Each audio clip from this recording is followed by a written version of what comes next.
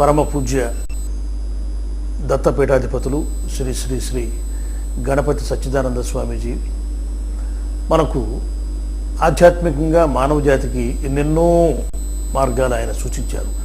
మనిషి ప్రశాంతంగా ఉండటం కోసం, సుఖంగా జీవించడం కోసం ఎన్నెన్నో మార్గాల్ని వారు తమ ప్రసంగాల ద్వారా, భజనల ద్వారా మనకు వినిపించారు. అట్లా మనం ఆచరించేలా మనల్ని ఉద్యుక్తులు చేశారు, స్ఫూర్తిని నింపారు. ఇప్పుడు తన అవతారానికి పరిపూర్ణత చేకూర్చుకుంటూ ఇంకొక గొప్ప కార్యం కూడా స్వామీజీ తలపెట్టి మానవ జాతికి ఎంతో ఉపకారం చేశారు. అది మహాకవి వాల్మీకి, వందే వాల్మీకి కోకిలం అంటాం మనం వాల్మీకుల గురించి చెప్పుకునేటప్పుడు. మహాకవి వాల్మీకి సంస్కృతంలో రామాయణ మహాగాథను 24,000 శ్లోకాలతో ఆయన నిక్షిప్తం చేశారన్నమాట. దాన్ని స్వామీజీ, గణపతి సచ్చిదానంద స్వామీజీ స్వయంగా గానం చేసి మనకందరికీ అందుబాటులోకి వచ్చేలాగా ఉంచారు. కావలసిన వాళ్ళు ఎవరైనా దాన్ని డౌన్లోడ్ చేసుకుని మనకు ఒక ఆధ్యాత్మిక నిధిలాగా దాన్ని దాచిపెట్టుకుని మనం మన జీవితాన్ని తరింపు చేసుకోవచ్చు. గణపతి సచ్చిదానంద స్వామీజీ ఆయన ఆధ్యాత్మికంగా మనకు ఎటువంటి ఉన్నత మార్గాల్ని సూచిస్తారు.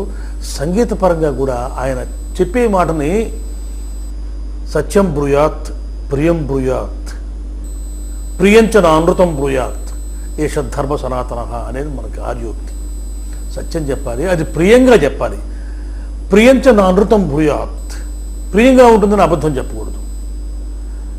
అందుకని స్వామీజీ ఎంత మంచి మాటను కూడా మనకు రుచిగా చెప్తారనమాట. ఆయన సత్యం బ్రూయాత్, ప్రియం బ్రూయాత్ అనేది మనకి స్వామీజీ ప్రతి మాటలో కూడా మనకు తెలుస్తూ ఉంటుంది. ఆయన రామాయణాన్ని హృద్యంగా మనకు వినిపించేలాగా సంగీతబద్ధం చేసి మనకు వినిపించారు. ఇది ఆధ్యాత్మిక లోకానికి వారు ఇచ్చినటువంటి గొప్ప వరం.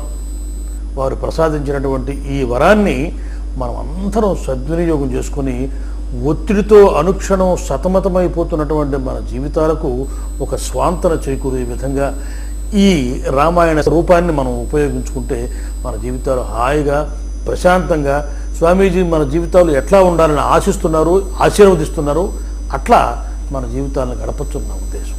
మహాకవి వాల్మీకి శ్రీరాముని గురించి రాసేటప్పుడు ఒక మాట రాస్తారు ఒక చోట, స్మిత పూర్వాభిభాషి. అంటే మాట్లాడటానికి ముందే నవ్వు వస్తుంది శ్రీరామచంద్రుడి ముఖం మీదకి.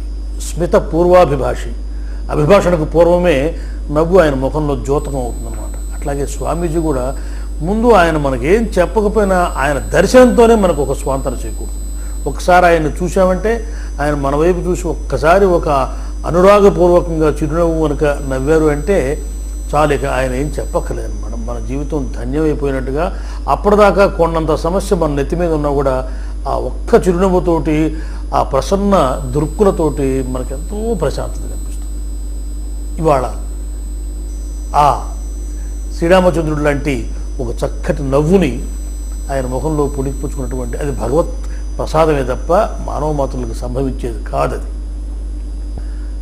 దేనైనా మనం గ్రంథస్థం చేస్తే అది కేవలం పెద్దవాళ్ళు మాత్రమే చదువుకోవడం కోసం పనికొస్తుందని దాన్ని ఆధునిక పరిజ్ఞానాన్ని కూడా స్వామీజీ ఉపయోగంలోకి తీసుకొచ్చి ముఖ్యంగా యువత కోసం, యువత ఇవాళ వాళ్ళ వినోదం లేకపోతే వాళ్ళ కాలక్షేపం ఇంకో రకంగా ఉంటుందన్నమాట.